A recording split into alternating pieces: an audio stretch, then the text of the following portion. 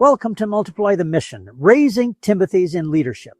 Let's begin our journey together. Let's look back at one of the greatest mentoring relationships in history, Paul and Timothy. Jesus modeled discipleship by teaching his followers by the Sea of Galilee in the peace of the morning. Today, mentorship continues. Here I am with a young leader studying the Bible and learning together.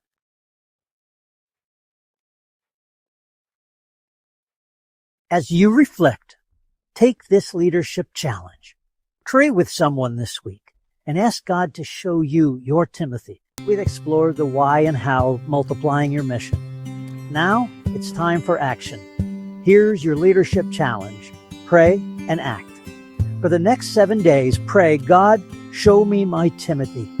Ask for eyes to see someone to invest in, someone faithful, available, and teachable. Then take a step. Invite them for coffee, send encouragement, or share a book. Open the door to a mentoring relationship. Movements begin with one person pouring into another. Don't let your wisdom die with you. Multiply your mission. Find your Timothy and help them become the leader they're meant to be. By doing so, you create a legacy that ripples into eternity. The world needs more multiplying leaders. It needs you. Go and multiply your mission. The future depends on it. Who will you invest in next? Let's bring it home with 3 questions for your leadership journey. First, who poured into you? Who saw your potential and invested in you? Second, what did you learn from them? What qualities or wisdom shaped you? Third, who are you pouring into now? Who is your Timothy? Your answer shaped your legacy. Gratitude for those who invested in you fuels your investment in others. Reflect on these questions. Identify someone to mentor. Your mission is too important to end with you. Who will you entrust it to? Mentorship is a partnership, not a one-way street. Both mentor and mentee grow, challenge, and sharpen each other. As iron sharpens iron, so one person sharpens another. The mentor gains fresh perspective and renewed passion. The mentee gains wisdom and guidance. Mutual respect and humility are key.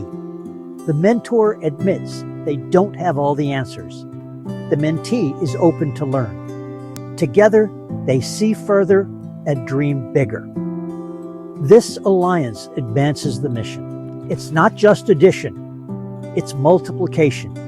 That's how we build a stronger future. Who are you partnering with? Oz, how does this model work today? The principles remain the same. I mentor a young leader named David. We meet at a coffee shop, talking about life, leadership, and faith. Sometimes we study a book or scripture. Other times we tackle real challenges. My role isn't to give all the answers, but to listen, ask questions, and share my journey. It's a partnership, learning together. I see David's confidence and vision growing. He's starting to think about who he can invest in next. This is multiplication in action. It's intentional, relational, and grounded in truth. Every medium is a step toward legacy. A ripple effect has begun. This is the joy of leadership. This is how we multiply the mission. Pause. The disciples' education happened everywhere. During storms, on hillsides, in daily life. Every moment was a teachable moment. Jesus used real-life situations to reveal deep truths. His classroom had no walls. His curriculum was life itself. Mentorship isn't just formal meetings, it's life on life. The most powerful lessons happen in the margins, over coffee, during projects, in honest conversations. Authenticity builds trust. When leaders are real and transparent, it invites others to grow. Leadership isn't about perfection, but about growth and dependence on God. Look for teachable moments in your everyday life. Invite others to learn alongside you. Let your life be the textbook. That's how you multiply leaders. Now let's walk along the Sea of Galilee with Jesus. His classroom wasn't a temple, but the road the hillside, a fishing boat. His students were ordinary people, fishermen, tax collectors. Jesus lived life with them, teaching through action and relationship. They watched him heal, serve, and love. They focused on a few, pouring deeply into the 12. He ate, walked, prayed, and even washed their feet. True leadership, he showed, is about service, humility, and love. The disciples learned more by watching his life than from any scroll.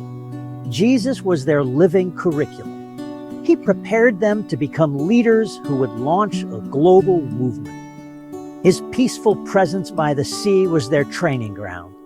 The model: invest deeply in a few to impact the many. That's how revolutions begin.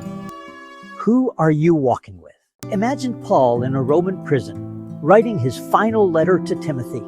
He urges, "What you have heard from me, entrust to faithful people who will teach others." This is leadership multiplication. Paul to Timothy, Timothy to others, and so on. Paul's strategy wasn't about crowds, but about investing deeply in a few. He passed the baton, ensuring the mission would continue beyond his lifetime. Great leaders empower others, not fearing their success, but celebrating it. Paul's joy was seeing Timothy rise up and lead. His legacy wasn't in his letters, but in the leaders he built. Timothy would go on to lead, teach, and multiply others. Paul's physical chains couldn't stop the mission because he'd already multiplied it into others. The heart of a multiplying leader is generous, faith-filled, and focused on others' potential. True legacy is found in the leaders you develop. Paul's investment in Timothy changed the course of history. The mission multiplied, even from a prison cell. That's the power of intentional mentorship. Who are you investing in? Your legacy depends on it.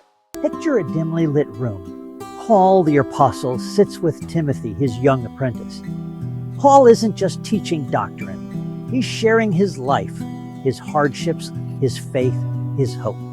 Timothy listens, eager to learn not just what to believe, but how to live. Paul models resilience, courage, and passion for the mission.